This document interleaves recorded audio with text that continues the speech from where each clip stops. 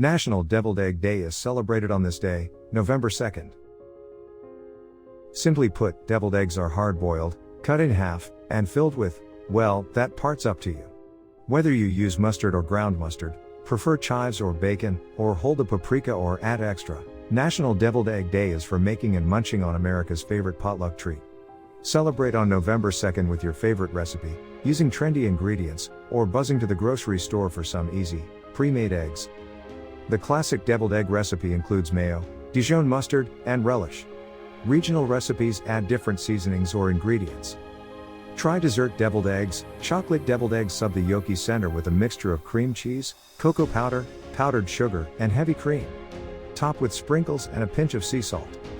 Turn them into a salad. For Caesar salad deviled eggs, add olive oil, anchovies, and garlic. Top them with croutons, shredded romaine lettuce, and Parmesan cheese. On This Day event is an educational project. Thank you for watching. Don't forget to like and subscribe our channel.